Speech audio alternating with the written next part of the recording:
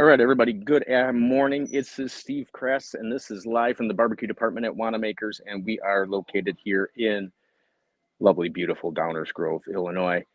Today is one of my favorite days of the year. It's Giving Tuesday. It's always good. As we get into the holiday season, obviously it's the season of giving, and what a great day to have where you can, there's a lot of great deals and a lot of great things for supporting the charity that you love. Good morning, Greg. Um, and it also gives me a good chance. I know I haven't talked about it too much this year, as much as I usually do. And actually, I didn't get to deploy this year because I ran out of vacation time, which is unusual for me because usually I do save a lot of vacation time so that I can make sure I can volunteer with this great organization. But today we're going to talk about Operation BBQ Relief. And this is probably one of my favorite groups. I have been volunteering with them on locations since 2018. Been involved with them since probably 2014 or 2015, doing things with them. So I've known about them for a long time, and they have grown a long way since the first times I've been there, even since the first time out there in Panama City Beach, which was a life-changing experience for myself. And it seems that it might be from talking to the new people that come out and volunteer with us, it's a life-changing experience for a lot of the people. And I have probably worked with a lot of good friends that have become good friends, and a lot of people across the country. And these are some of the hardest working people and probably some of the most selfless people that I have ever met. And we do a good job when we're down there. The last deployment I did last year was not Panama City. That was the first one, Port Charlotte, Florida. And that was a great experience. Probably my longest deployment. I was down there for about 15 days. And I think when I left, we had made roughly about 430,000 meals. I think they ended up being close to 800 or 900,000 meals for the deployment.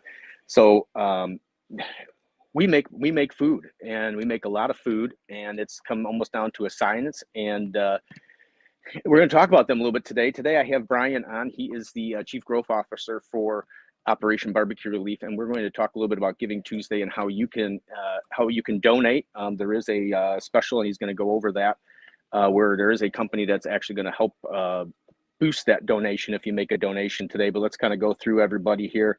Here's Greg. Greg is a awesome volunteer. He's always around there.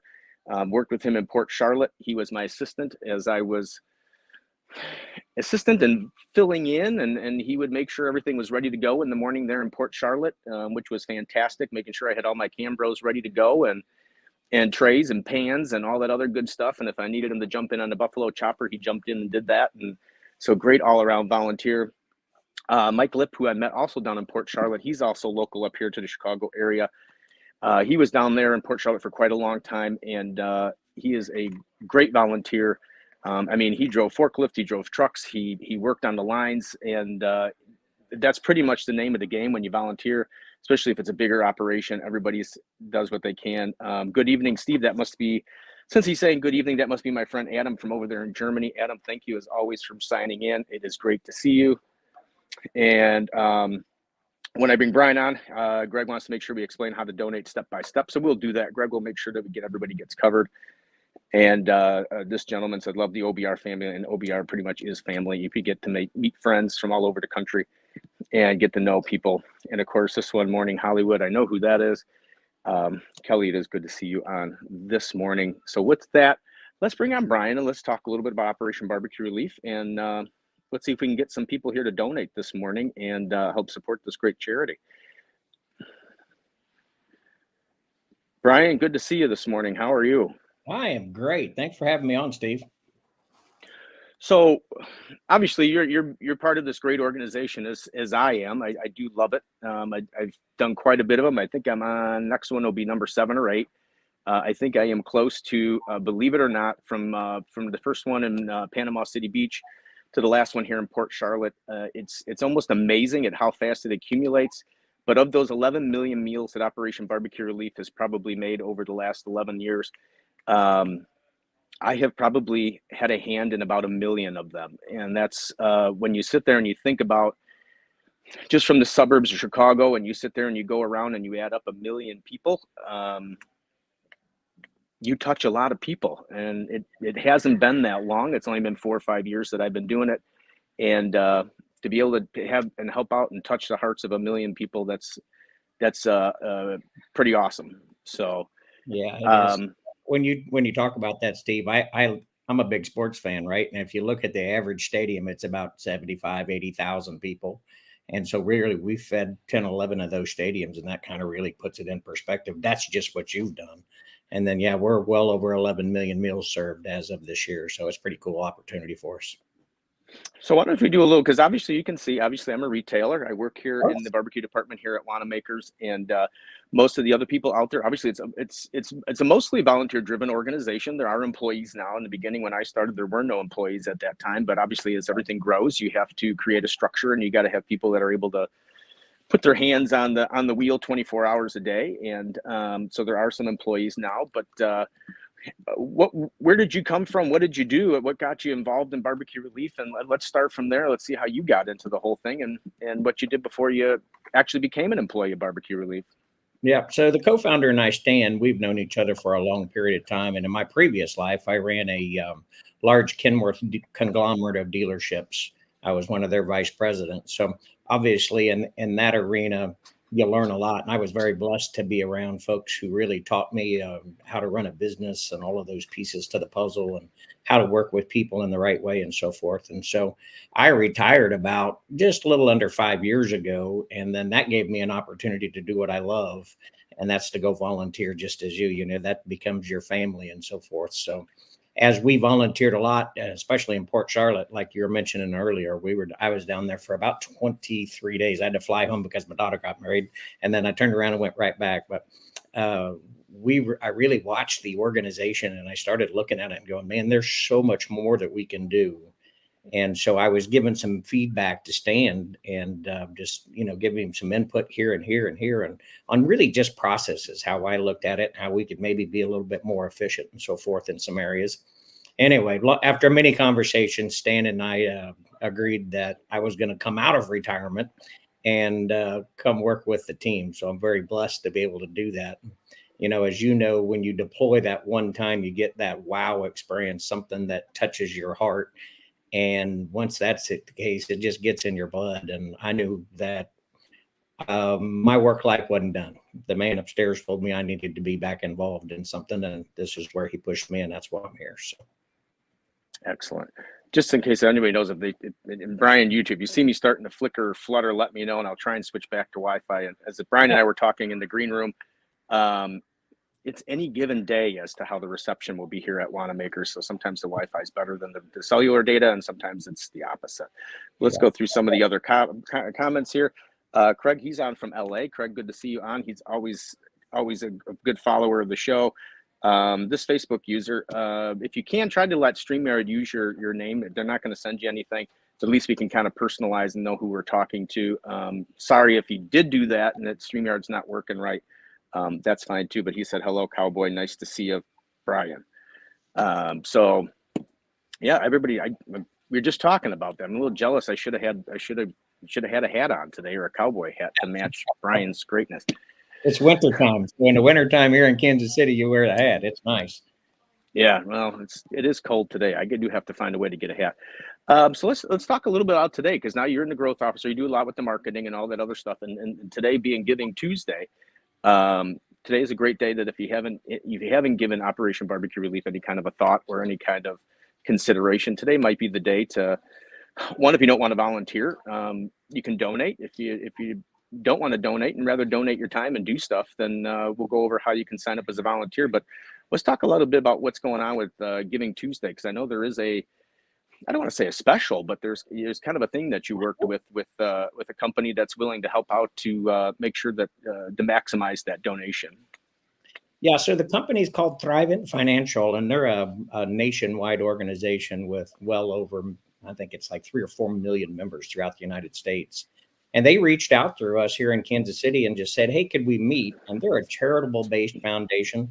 And so we went over and met, and you know how relationships work. We just kind of clicked with the folks, and we did a couple of small events here with in Kansas City, kind of getting to know them back and forth.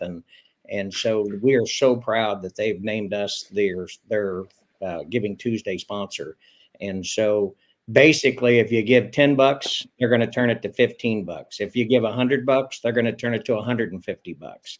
So really the way that works is if you go to obr.org or any of the things that you see on social media that we have posted out there under the OBR today, there's two pieces to this. Anyway, to donate, you go to that website and it'll click through to the Thrivent website, which is their donation platform. And on that donation platform, we're using that because they're paying all the fees. So anytime you donate, those organizations pick a little percent here and there. Not only are they matching up to $30,000 of their own money to Operation BBQ Relief, they're taking care of all the fees and everything. So it's today's pure 100% of your money goes right where it's supposed to be. There's no administrations, nothing coming out of it. So it's really cool. And so what we're doing today too is for most of you that have been around OBR for a time, Johnny Johnny Umbriala, which is one of my favorite people. He's just an awesome guy. He's going to do a live cook tonight at 7 p.m. Central. And he's going to take you through how he prepares his smoked brisket chili and his trash can nachos. And then we'll be talking about OBR and Thrivent and all the things that we're doing together moving forward into 2024. And then again, it's an opportunity for you to give back to the organization. It takes a lot to run this organization. We only have 30 employees out of the total organization. So we're a small organization, but we have 10 to 15,000 volunteers that come in and help us, as you know, Steve, in times of need. And then the other big piece, I don't think everybody really knows about our veteran space, our first responder space, our active military and their families. So we're an organization that, man, when a disaster happens, we're right there, right? We're really good at going down. We're there day one. We're feeding people. We're doing everything we need. But all the other times we're working with our first responders, veterans, military, and their families. We just announced last year Camp OBR, and it's by the spring, Camp OBR will be completed. And we'll bring in families to where they can commune and do this around food as that natural unifier.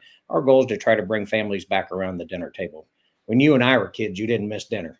Mom said, right, get backside in there, and you went to dinner. Our goal, I think, if you can get the families around and you can communicate and start opening up that opportunities, we'll begin the healing process through Camp OBR and really make a difference in some lives. So very, very proud of what we do in our non-disaster days. Yeah, that's the big key is that it's gone from just being a disaster organization to where we were just flying out there. I shouldn't say flying out there, flying, driving, whatever way to go, moving equipment down to wherever it needed to go. For disasters to now it's almost like a year-round thing. There's obviously, like you said, the Always Serving project.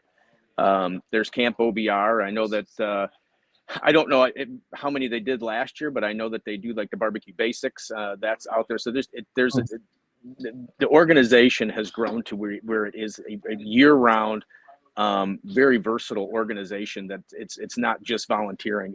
Or I should say disasters, but it's also helping out the veterans, the first responders, and stuff like that. So it's kind of a neat. So your donation isn't going to just for primary donation. It's going to an organization that's going to take care of not only the donations for disasters and stuff like that when they do happen, but it's also going to go towards helping these other programs to help veterans and stuff like that. Greg did have a question. He wanted to know, are you able to use PayPal to pay for the donation? I need to go to that website and look. As long as the donation is made through the Thrivent website, then any way they accept it, then yes. And just so everybody knows, I did share this morning. I did share BBQ Relief's post for that website. It's on my personal page. I haven't had a chance to share it to any of the other pages that I do, but I will do that after the show is over, and then maybe we'll even share it in the comments here. But yeah, if you get a chance, you can look up a lot of you guys are friends and all that other stuff on there that are watching, but my personal page does have that link on it where you can click to that. If they don't want to go through the Thrivent, they can also just do obr.org or operationbbqrelief.org. Is that correct? Yeah, you can do. The only way that the match will count is if it goes to the Thrivent network piece. That way they can truly monitor all of the pieces. And then now, again, they're taking care of all the fees. So if there's any way we can do it through the Thrivent, that would be awesome today. Okay.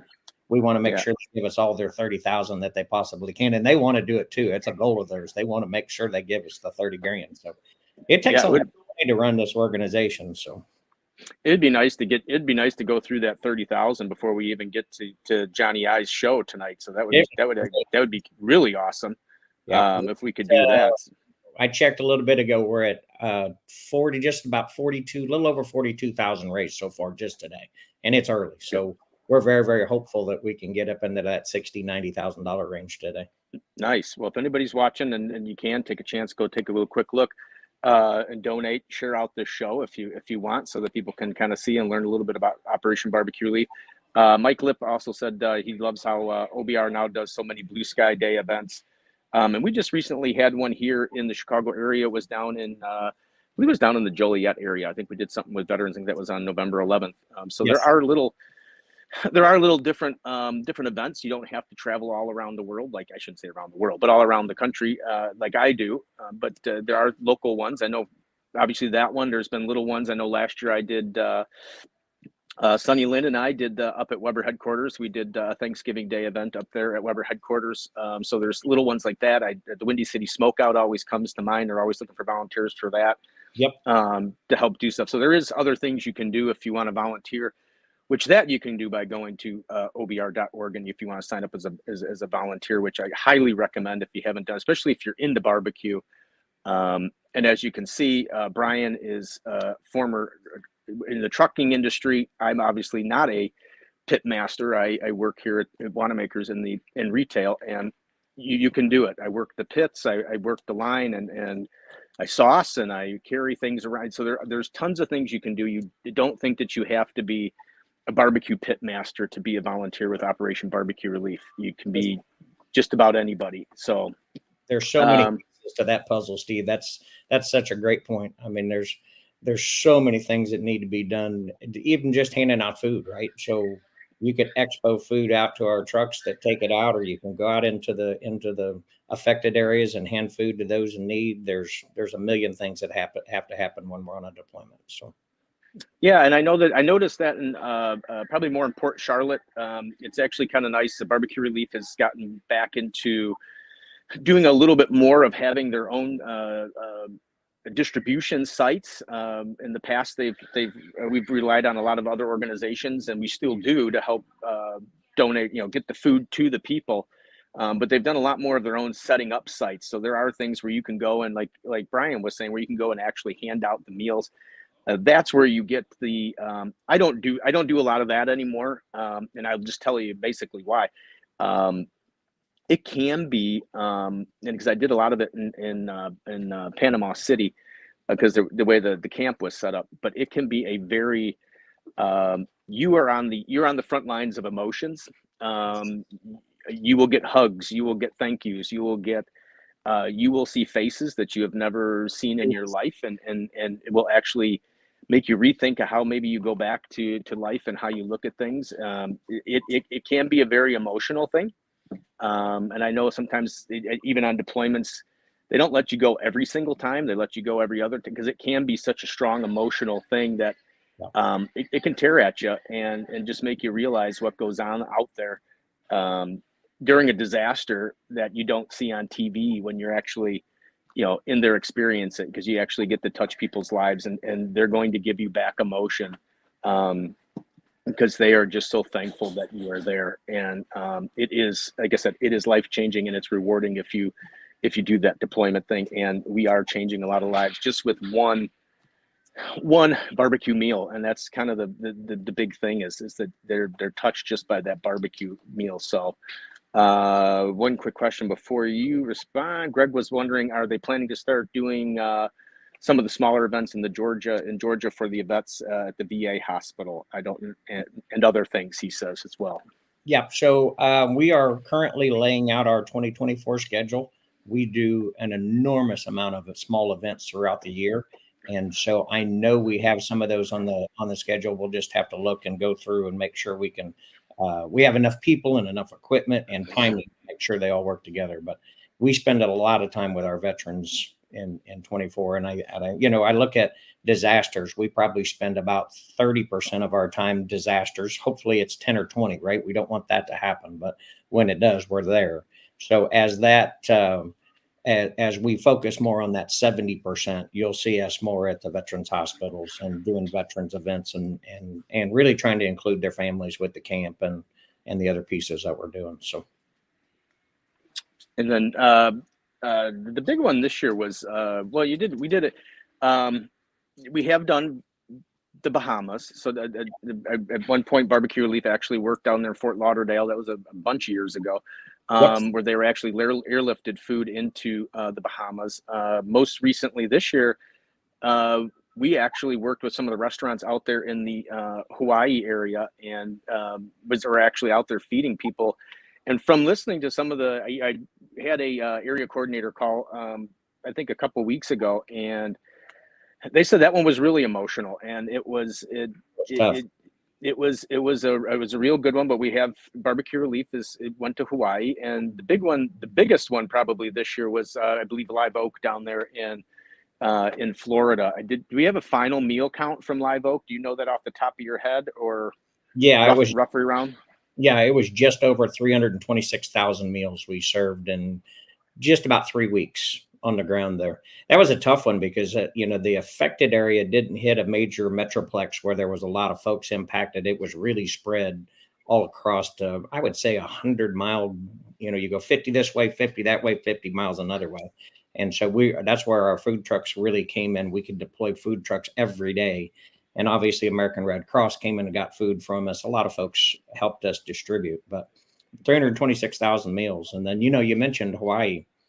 That was a challenge for us, right? We had to figure out how to ship 40,000 pounds of pork on a plane, and you can't just put a pallet on a plane like we would in a truck, right? So we've learned so much about how the configuration of a pallet has to work, and it was a great learning experience for OBR. And I think we ended up doing 35,000 meals in that very small little community right there in Hawaii. So Greg wanted to make sure I gave you his name. His name is Greg Schneider. Yeah. Hi, Greg. Yeah. So if he'd probably want you to contact him, but Greg, don't worry. Brian will get a hold of you somehow. He'll work his way through the volunteer database there and find you. But yeah, Greg's been to a bunch of them, and he's a great volunteer with the organization, as they all are. There's so many of them. It's and just when you think your OBR family is done, you have this great core of people that went to Port Charlotte, and you gain a whole nother. God, I must have gained another 10 to 15 people that became part of just what's grown since this flag up here, this one right here. That's Panama City Beach. So that's the first flag I ever did. So since that time period, the family just continues to keep growing, and you think you finally get to after your 7th or 8th deployment that God, you're not going to meet any more people that would be of that family caliber. And lo and behold, then you end up leaving and you got 5 or 10 more, if not maybe 20. It just depends. And yeah, as you know, Brian, it's great to see the heart, right? The heart, right? Yeah. So it gets in your heart. And in my world, if you find good people, you keep them, right? We're very blessed to have such great people with big hearts in the Operation BBQ Relief family. So yeah, it's definitely changed my life as it has yours, and I'm as many others that are listening too, I'm sure. So, and then just so everybody knows, donations also go to buying equipment, keeping everything going, and just from a time span of volunteering the last couple of years, obviously right here in this one, Panama City Beach, I slept in the back of my minivan because that's all anybody could do. You either brought your own trailer. If you didn't have a trailer, you slept in your car. Some people slept in tents. That's where it's been. Now they've gotten to where they have 3 or 4 bunk trailers, so that the volunteers now have. It's not huge, but it's better than the back of your car. It's basically like what'd you say, like a 4x4 or 6x6 room? I don't even know how big they really are. I think they're about 8x10, if I had to guess, maybe 8x6, something like that. It's enough to get in there, lay your head down, and either warmed or cooled, depending on the Yeah. environment. So that's a big deal. So you got what we provide, all the fresh blankets and pillows, and then a wash machine, and so you can wash your clothes. And I think we're up to 4 of those bunkhouse trailers now, with more being more coming. So as these disasters continue to get larger, we're trying to set ourselves up long term to where, you know, we have enough volunteers for us to make sure we don't go, nobody goes without a meal, if that makes sense. So.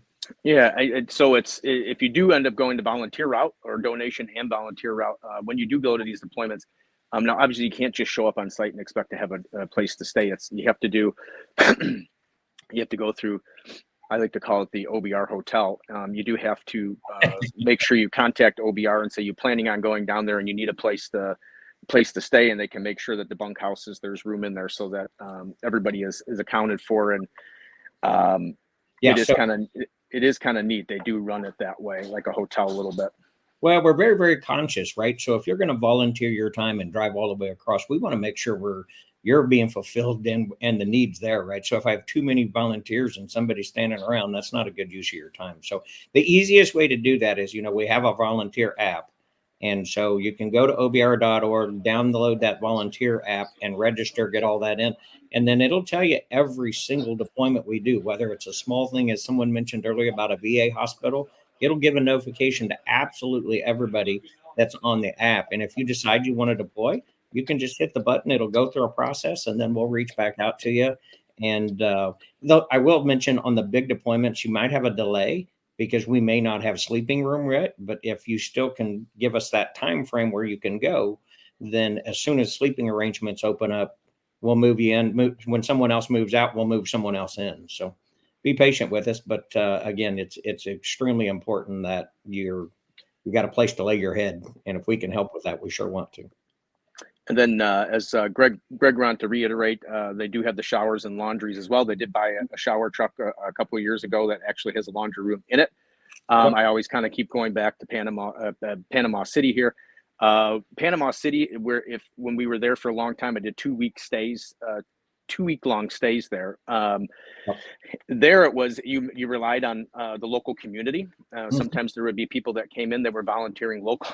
They would be kind enough and gracious enough to volunteer to take your clothes home and wash them for you. So we've gone quite a way. I know the first week we were there, the shower truck didn't show up until the very last day I was there. So you had to go to the beach to shower. If you wanted to go catch a shower, you had to catch a shower at the beach.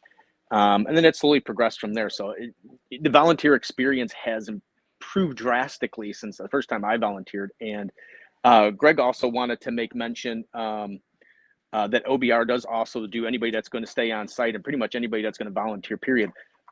They do background checks. And part of that is to make sure that if you are going to stay on site, that obviously you're a person that is of trustworthy state, to make sure that everybody that's staying on site is not going to be around anybody that may cause some kind of an issue or a problem. Yeah, safety is our paramount issue with our volunteers at all times. So just trying to create a comfortable environment where everybody knows that everybody's there for the right reason. Let's just say it that way. Yeah, exactly. My good friend Roy is on. He wants to say hi to Steve and the OBR family watching. Roy does some volunteering up here with Operation BBQ Relief. There's a couple of them up here that I know off the hand. Mike Lip obviously went on earlier. Robert Palmer's up here. He does a lot of volunteering as well. And I know I'm going to miss. And then obviously Lori and Brian Pollock. Brian Pollock, probably the one that got me involved with Operation BBQ Relief years ago. So those guys are up here. So it's a great Chicago contingent. Oh, and Jerry Michael, who's also the regional director up here. I think it's Area 3. I think is what it's really called. I'm not sure. That's a Brian Pollock question. I wouldn't know that one. So. I don't know, but I try my best. I'm part of the Illinois coordinator spot, and Jerry and I kind of work together as a team on it.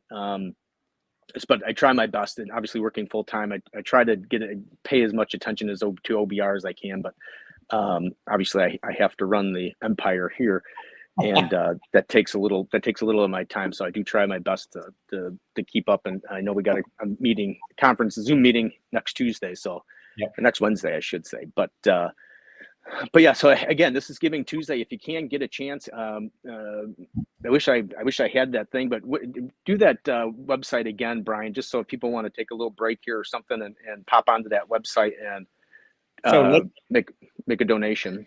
yeah, it's all running through obr.org. So operationbarbecuerelief.org. Everything's running there. So yeah, all of our donate buttons on there will take you directly to the Thrivent platform. And that platform is where you can just put in your name and number and how much you want to give and your payment method and click and send. And again, if you donate $10, they're going to turn it to $15. If you donate 100, they're going to turn it to $150. So, and they're going to do that. Their portion is all the way up to $30,000. So if we can get 60,000 and above, we'll max out their 30,000. So give from your heart, folks. You know, it goes to a good cause, and it's taking care of you know, our military veterans, first responders, and their families, and then everything that we do on the disaster side, which a lot of you folks have seen us. Yeah, and then good. Yeah, if you're a business owner out there and you want to get involved with barbecue relief, you can do that as well. I don't know if Brian's the person to reach out to, but I know you can probably go to obr.org. I know David Marks was doing a lot of that. I believe he's still doing that. Yeah, David. Yeah, so there's a bunch of people. If you have a business and you want to work something out as far as being a sponsor or making donations, you can do that as well. I know we have a bunch of them. I believe Weber still is out there. Pit Boss, I think, is one. Blue Rhino, Prairie Fresh Farms, Art and Hy-Vee, and there's just lots and lots of folks. We're so blessed. Phillips 66 has done a lot with us this year. They're going to help support even more next year. Very grateful for them. And Walmart's come on board with us with some grants and helping us design some trucks that we can go out and feed folks at, you know, in that remote area, kind of like what we started in Port Charlotte. We're taking that to a new level, and Walmart's helping us with a lot of those pieces, even to a point of offering up all their parking lots wherever there's a disaster. So we've got a place that we can go and make sure we distribute meals to those who need it. So there's tons. And you know, and then you're talking about Live Oak. You ended up doing around 326,000 meals. I love going back. This is the first one. This is the first experience I ever had, and that was Panama City. I think we ended up in when I left, or somewhere near that, in the Panama City deployment part of it. We did like 350,000 meals, and I can tell you that was a dog race to try and get to that 300. I mean, it was brutal. I mean, it was a lot of long days. But then you go to something like Port Charlotte. When I left, we had cranked out 400,000 meals, and like I said, it had been so streamlined, and things have gotten so. The equipment and the amount of equipment that now can be moved in and a deployment. I mean, we cranked out the Tuesday and Wednesday. I believe the first week we were there, and I mean, we were cranking out 50 to 52,000 meals in a day, and I think we had that done by. I think we had that done by maybe noon or 1 o'clock in the afternoon. I mean, so it had gotten so streamlined, and the amount of, like I said, the amount of equipment that can now be brought in. I can honestly tell you, if we keep everything going and you keep the donations coming in, and we can keep streamlining it, and the volunteers keep working their butts off like they can, I don't see how the group itself can't do 100,000 meals in a day, and that's the day I want to be a part of. I thought we were going to come really close in Port Charlotte. I think I did bust Joey Ruzik's a little bit, because we ended up at like 52, and I think the one-day record was in Houston, and I want to say that's around 55 or 56, and it was like, really, Joey, you couldn't have found 3,000, 4 or 5,000 more meals, so I could be part of the record one-day thing. So we were there to do. We had the capacity to do 70,000 meals in Port Charlotte. Obviously, you're not going to cook it. We don't want food waste, but literally, we're set up to do that. You know, the other thing that's really cool, it took us 4 years to serve our first million meals. And in that one deployment, we ended up at 865,000 meals, plus or minus just a little bit.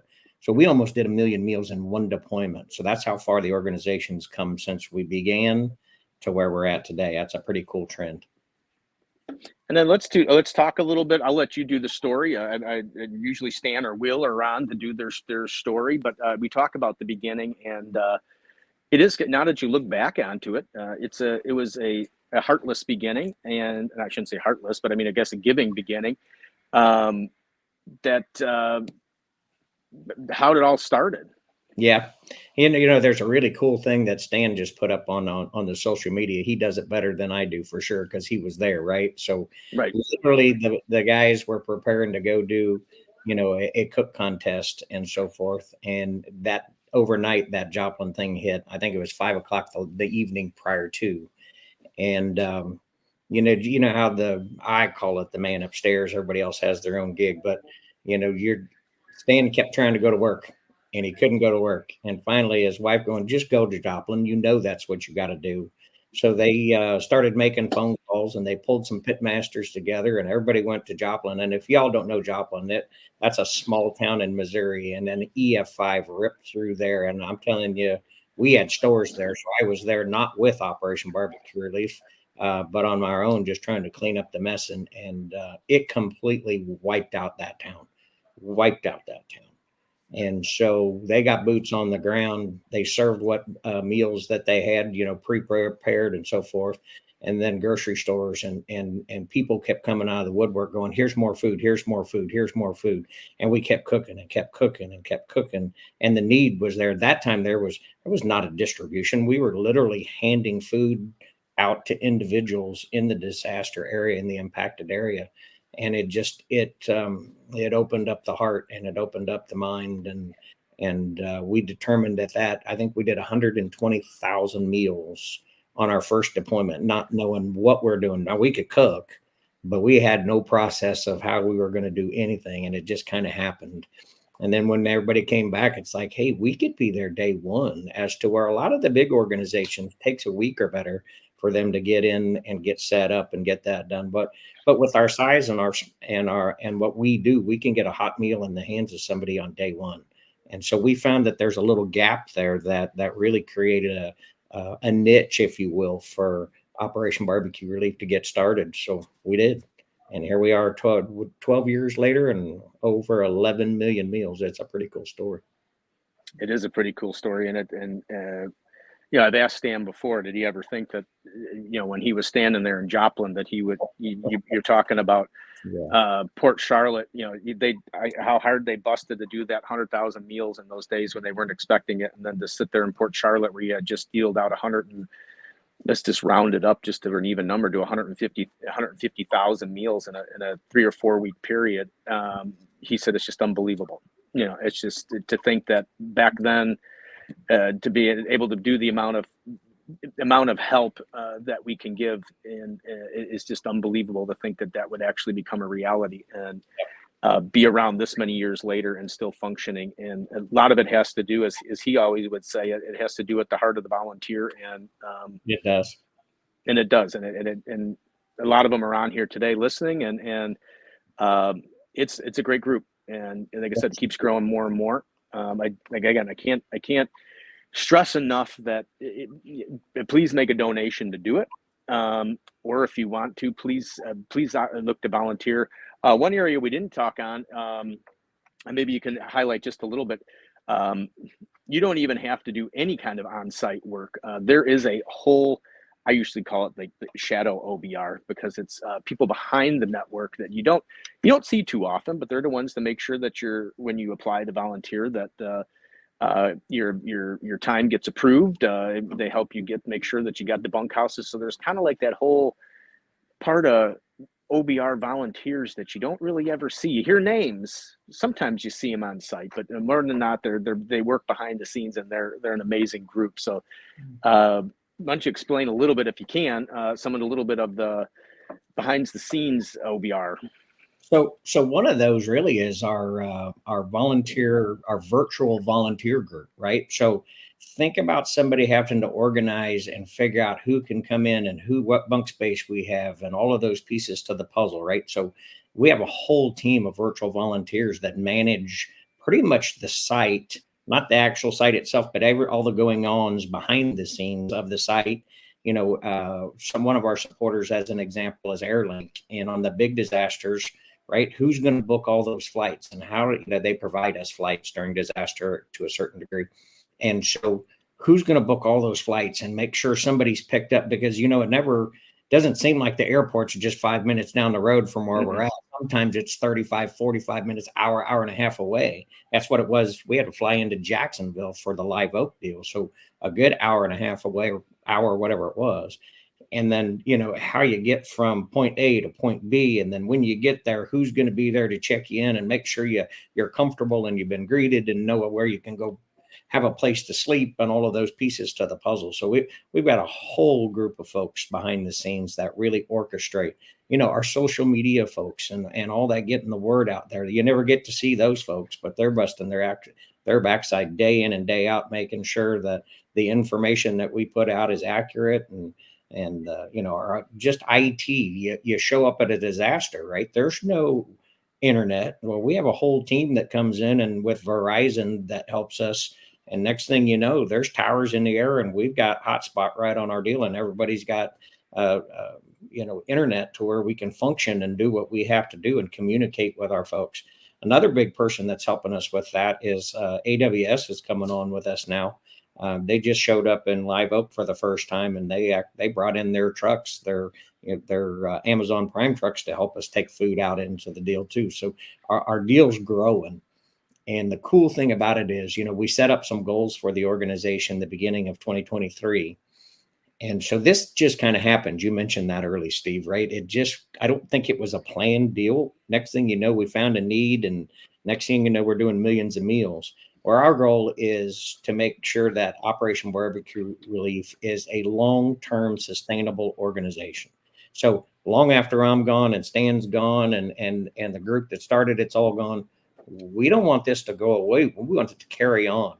We want to be able to pass that torch on to, our volunteers that want to come in and help lead the organization and so forth. And anything we can do to make this go on forever and ever and ever. We're trying to create that legacy for Operation BBQ Relief to be a household name everywhere you go. So,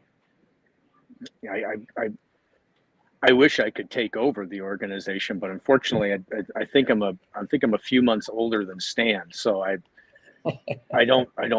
It was probably one of the most disheartening moments, I guess, in Panama City was sitting around the group, and I really thought the group. I really did. I really thought that we were all about the same age, and then to find out that I was probably 3 or 4 years old. I was probably the oldest person in the group that was sitting around that evening. I was kind of like, Jesus. I think I got that title now, bud. I was like, geez, just for once, can't I be like the same age or younger than the people I'm around? There's two theories to that, though, right? So the good Lord let you get up today. That's better than the alternative. Exactly. All I know is that I did know Port Charlotte. Getting up in the morning was a little bit harder than it was in Panama City. So age does wear on you a little bit, but after a while you do end up overcoming it, and then the emotion of the moment and everything takes you along. But let's do another couple. Oh yeah, Greg was mentioning too that in Port Charlotte we did have those new Buffalo choppers. Vertical ones? So, yeah, I call them the meat juicers, because it sounds weird, but that's what they basically look like, is a juicer, and you can put a whole brisket in and just pull the handle down and pops right out. What else we got here? Pork loin now too, and drop down and it slices the pork loin for you too. Oh, I'd see. I didn't get to experience that, so that'll be yeah. Well, they have had to change the blades a few times and to where they figure out the right depth and all of that piece. But yeah, that's really close. So. So it says, love you all, keep up the great work, family, which is, I'm not sure who that is, but I'm sure it's somebody we know. And they said, amazing group, hands down, best group out there. And I'd have to agree. I haven't volunteered with many, but let's see, we got take a number 70 in 6+ weeks. Yeah, so Greg's going to be 70, and there's a bunch of people who are over 70 that volunteer at every deployment, and they're there. And God bless them. I know my good friend Don Edwards. I think he's up there in his 70s, and he's a great friend. Don has been at. I know he wasn't in Joplin. He can tell me all the stories he wants, but I know he wasn't in Joplin. But I think he's been to just about almost. I think, well, I can honestly say since Panama City, he's been to every single one since then. Yep. So God bless him and some of the other guys. I know there's Doc, who's also out there, and he's in his 70s, I think, and he comes out and does his thing. And then Mike Moore, obviously, he's the little engine that keeps going. Alan Nichols, same way. So Oh, yeah. there's a bunch of them out there that they just keep going, and I think it's just the love of helping people that It is. makes that happen. So. Yeah. It gets in the heart. I put my email out there too in the chat. So if anybody needs to reach me or needs or has a problem donating or anything or any questions at all, just feel free to reach out. I'll get back to you as soon as I can. So if you're looking to donate, you can do that at operationbbqrelief.org. You can go on there. I think Brian was saying all the links are out there. Make sure you go through that Thrivent link to make sure that we get that match, and then really consider, if, like I said, if you're into barbecue and you're just looking for another way to broaden that circle of love of barbecue. And even if you're not, and you're watching this, and even if you're not into barbecue, you just like to thinking of something fun that you might want to do. I can honestly probably tell you that there is nothing like being around barbecue people, just in general. And when they're doing it for a good reason, it's even more fun. Yeah. Something about there is this all together, isn't it, Steve? There is, and for those that stay on site, I do recommend, if you're going to go, if you're going to go for a long time, to try to stay on site, because I can tell you that is where you're going to meet your family. That is where you're going to get to know them, because that's where most of the relationships happen, is sitting around afterwards and talking with people and enjoying the evenings and talking about what happened. And I guess I remember being a new volunteer and being shy and all that other good stuff. And then to be now one of the older, more veteran volunteers, it's exciting, I guess, to see the new ones to come in, and you see that love and stuff that you had all those years ago, that you still have, but it's just not as, there's a look in the face that There is. I was going to say in the eye, but you're right. There's just a look where you're just like, to us who have done it a long time, it becomes common hat. I mean, you walk in, you hop into your spot where you normally do your work and this and that, and it doesn't surprise you. It's now more of a, like I was saying earlier, I want to kick out 100,000 meals. So now it becomes more like I want to do this, but others, it's just, who haven't done it. I mean, like I see Port Charlotte, where you're walking in and you're seeing 13 old hickory pits, and you're putting on 800 to 1,000 pork butts in a night and pulling them off, and then you're processing them, and you're standing there at the end of the day thinking like, geez, I just made 50,000 meals, and it blows you away, and it can be a stunning thing. But it all starts with donations, and it all starts with volunteers. So if you can, try to do both. Yeah, we'd love to have you. Again, it'll change your life for sure. Just if it's not the people you're working with, it's the people you're serving, and it'll definitely get in your heart. And it did with me. I was supposed to be retired playing golf. I wasn't supposed to be doing this, but somebody told me I had to do something different. So I'll never forget. Just my first big deployment was Mayfield, Kentucky. And I took a truck, one of our heated trucks, where we could take hot food out to a little place. And they said, hey, I don't know where to go. Go find a place. And so we jumped in the truck and headed out and found a place, and they pulled up, and we were at a Casey's general store, gas station deal. We figured that was a good place to start, because everybody was trying to get fuel to keep their chainsaws going and all their equipment and so forth. So as people were leaving, we just handed them food. And this lady came in with in a side-by-side thing, and she jumped out, and I said, how you doing, ma'am? Can I get you a hot meal? And she looked at me and she goes, I just need a minute. And I said, take all the time you need. And she started crying. She goes, yesterday my mama lived there and she's now gone, and my aunt lived there and now she's gone. And the lady broke down and cried, and we hugged and hugged and hugged and hugged. And she didn't understand why she was still there. And the only thing I could think to tell her was, hey, God's not done with you yet. You've got something to do. So, well, how about take a few minutes, and then we'll give you a bunch of hot meals, and maybe you can go over and feed those that are trying to help others in your community. And she filled up her side by side with as many meals as she could, and she just went and started handing barbecue meals out into the community. So just, that one, I still get the goosebumps on my arm. That was one of my wow stories. I've been fortunate to have many, but yeah, when you're connecting and touching people's hearts and helping them through what is the worst time in their life, what better thing can you do?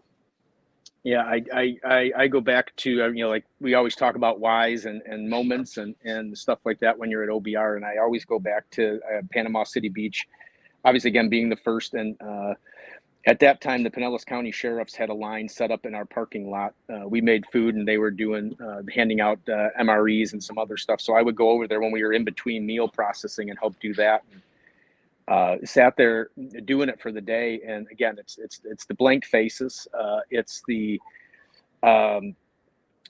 seeing cars loaded, and after a while, you process the fact that everything in that car is all they have left. So after a bunch of days of thank yous and in your mind, you're just processing of, well, I appreciate it. I said, I'm just, and then they would find out I'm from Chicago, and they would make it even more touching that they would find that somebody would drive so far just to do that. Yeah. But then one evening when we were doing after hours, we were sitting around, and Brian, I don't know if you ever got to experience it. There was a gentleman at one point that had an ice cream bus. Yep, I do remember that. And he would drop that. He would bring that in, and for the volunteers, they're able to get ice cream anytime they wanted to. And so it was later in the evening, and some of the Florida National Guard showed up, and they went into, I called it the ice cube because it was so cold in that tent that it was just freezing. So they went in there to eat, and I was sitting with Mama Jan, and we were, I'm just like, I'm gonna go get some ice cream, because a guy of myself who's probably his number one love is ice cream, to have a truck that's just full of ice cream. That's for your taking. I'm like, this is great. And after I said, like, after 3 or 4 days of thank yous and heartfelt thank yous and this is that, which were touching in itself, but you find a way to process it and you let back it in the back of your head because you got to keep going. Yes, I happened to walk out, and as I'm walking to that bus, well, the National Guards come out, and there's this little gal, and she stood about here, they're all in full uniform, and she's sitting there. She's got a loaded M16 across her thing, and she just walks up and she's like, "Sir, I really want to thank you for the meal today." And I'm looking, and I'm like, okay, well, I'm not really in charge. And I'm like, I said, "It's no problem." And she's like, no. She's like, "I really want to thank you for the meal. We all really, really appreciate it." And I'm just looking, I'm trying not to cry as I'm doing right now. Yeah. And I just looked at her. I said, "Look," I said, obviously trying to keep it what it is and trying to keep yourself from breaking down. I'm just like, "Look, I'm just sitting here making barbecue for people." I said, "You have a loaded M16 across your chest." I said, "Whatever you're doing tonight is a lot more serious than what I'm doing, even though we are feeding people." But that's what it means. It's yes, they were going to probably be somewhere dangerous. I'm probably guarding for looters or whatever the heck it was. Yep. But they were just so appreciative of that meal, and it made their day, because God only knows. I don't know when they ate. I mean, I'm assuming they were fed well at some point, but you don't know. You don't know how long they were on duty or this and that. But that was very touching. And then that was probably, I think I barely made it to the bus after that, because I thought that was like, wow. I said, we are doing something, and it in your mind, you're like, it's just a barbecue meal, but it's, to these people, it's not a barbecue meal. I mean, it is something very important. And as Stan and all those guys like to say, barbecue is comfort food. And when you don't know what's going to happen next, you need something that just makes you feel at home, and that's what the meals are intended to do. It does, for sure. That's backyard barbecue. Anytime you want to bring your friends over, let's have a barbecue. It's just a natural unifier to bring people together. And in this case, we're touching hearts in the worst times. So, Brian, I appreciate you for coming on. The show's we're just about at the hour.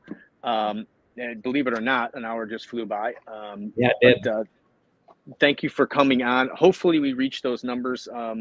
Try to keep me updated as to how we are doing for the day, that if we get that whole 30,000 spent, which I'm going to please again ask everybody that if you can, hey, even if it's $1, Yeah, it's $2. If you want, like, we have on the post, I think I shared, if it's $1, if it's $2, they'll match $1. So it becomes $3. So I mean, now's the time to do it. If you ever thought about donating to Operation BBQ Relief, do it. This is a great day. So Brian, thank you very much, and look forward to seeing you hopefully on a deployment somewhere. Yeah, absolutely. We saw each other. We were just going different directions. So probably, because if you were at Port Charlotte for 20 days, I was there for about 15 or 16 days. Yeah. So we probably saw each other at some point. Just probably never had a chance to introduce ourselves, but I'll make sure to say hi the next time, if there is a next time. As the old OBR thing is, hope to see you soon, but not too soon. That's exactly right. Thanks for having me on today, Steve, and thanks for all you do for the organization and help us getting our communication, our message out to those who need to hear it. So again, obr.org, that's where everything's at. I put my email again in the chat. So if anybody needs to reach out to us or have a question, feel free to send me an email. Awesome. Thanks, Brian. All right. Thanks, everybody. Appreciate you joining in today. Hope I can get you out. There we go. Oh, there it is. All right, everybody. Yeah, Giving Tuesday. This is an awesome day. Obviously, Operation BBQ Relief, that's the organization that I love. I do a lot of volunteering with it, as you can kind of see up here. Can't really see them do it because it's kind of far away. But these are all deployments that I've done. So I have done a lot of on-site deployment with them. I have traveled to Florida, Louisiana, probably the biggest ones. I have done some here in Illinois. I did Freeport, did Des Moines, Iowa. No, not Des Moines. Jeez, people in Cedar Rapids will be mad, but Cedar Rapids, Iowa. So I've been around. It's like I said, it's a fun thing to do. You don't have to do it, but definitely worth signing up as a volunteer. And if you can't, please make a donation if you can. Let's see what's that we got going on here. Oh, Greg was saying he was in Port Charlotte for 20 plus days. Yeah, he was there for a long time. He was there up until I left, and then he was there a couple days after. So yeah, thank you for everybody that does that. So that moving forward, again, get to obr.org if you can to make a donation. I do want to say a special thank you to the Wannemaker family, because they do allow me to disappear, go on vacations. Last year they did allow me to go for 17 days, to be away from the store for 17 days, and I appreciate that they do all that. And they, we have done fundraisers and they've made donations to BBQ Relief as far as merchandise and products. I know we did that for Freeport. But I do appreciate that the Wannemaker family does allow me to disappear from the store. Some would probably say they're probably happy to get rid of me. But I like to think that they're just being nice. So we are swinging into the Christmas season. So please start thinking about Christmas gifts. We have a ton of Christmas gifts here that are available. I think next week, I think I have worked out. I think I may have Ted Conrad from Fireboard Products going to be on the show next week. I haven't confirmed it yet, but I'm going to make sure that that's a confirmed date. This Thursday night on the Thursday Night Barbecue Chat, I will have Jerry Bell Castro. If you want to follow me on It's All About the Barbecue, you can see that on there. He is with the Pizza Cook-Off Association. So if you're looking to see me on a different show at a different time slot, I will be on the Thursday Night Barbecue Chat with my good friend Ryan Hoagland, and we will be doing the show on Thursday night. A couple things coming up. My good friend Sterling Smith from Loot and Booty, and Richard Fergala, who has been on the show a couple times, from Fergalicious Barbecue. They are just about done. Sterling messaged me, but there will be a competition barbecue class here at Wannemaker's on March 23rd to be taught by Sterling Smith and Richard Fergala, and they will go over some stuff, but it is a competition style class. The price I don't know the price as of yet. It is not going to be cheap because it is going to be a competition class. It is not a backyard class. So it's going to have a little more tips and techniques to be able to use on the competition type of circuit. So be looking for that. That's coming up. And then as always, we do have our classes coming up, which make excellent holiday gifts. January 27th will be brisket. February will be pork and ribs. And then in March, the week before the competition class will be our grill master class, and that is going to be with Sean Young and Dave of Risky Brisket Barbecue. So, oh yeah, and I forgot, Ryan will be there doing griddle stuff. So we added griddle stuff to the classes, so that's kind of nice. So that kind of gets you into the smoking and the griddle aspect of the barbecue. So if you can get a chance to look at those are on Wannamakers.com. They're also on Wannemaker's Home and Garden. And then if you are also looking for Christmas stuff, please swing in and check out the store. Because actually Wannamakers is just, barbecue here is just a corner of a huge store. Still have a lot of trees, live trees, artificial trees, and ornaments and all that kind of stuff to decorate. But start thinking gift ideas. We will have that December 9th. It is in the early stage of planning right now. I just have Deuces Wild and Rackmaster signed up, but I'm trying to work on a stocking stuffer event, which would be a little bit more of a tasting type of thing, where you can come in and meet some of the guys that have created these brands and taste some of their stuff, and maybe get some barbecue stuff for stocking stuffers for your barbecue loved one on your list. So with that, I am going to head out, as always, as the holiday season ramps up, and it is getting busier. I have a few people this week, but please try to stay kind and courteous and understanding of everything that's happening in the store. It is a busier time, and staffing levels still aren't where they should be. So please be patient. Just enjoy being around other people. Just enjoy the season. Enjoy the aspect of giving, and just being kind to everybody. And as always, it's our differences that make us great. After all, who would want to live in a society where everybody thought and believed the exact same thing? So I am heading off. It is my day off as usual, and I will see you next week, hopefully with Ted Conrad of Fireboard Products. And look forward to seeing everybody again. Thank you, everybody who signed on to make comments. Greg, Ryan, I see is on there. I think Craig from there, and I think Adam was in there. Kelly, Roy, thank you all for signing in, and the countless number of other people I couldn't tell because it said Facebook user. Mike Lip, I know you were on. Thank you, everybody. And if you can, share this out so people can get the message. Operation BBQ Relief. If you can, get out there and make a donation. If heck, even $2 is $2. If you could do, and make a donation. Operation BBQ Relief. Today's the day to do it. Let's see if we can max out Thriven's $30,000 pledge to match donations. So with that, I am out. OperationBarbecueRelief.org or OBR.org will get you to the right spots and the right links. It is my favorite organization, and I just know that I have worked with some of the, as I said before, some of the most giving and loving and hardworking people that I have ever known, and they have become a whole different part of my family. So with that, everybody have a great day, and I will see you next week.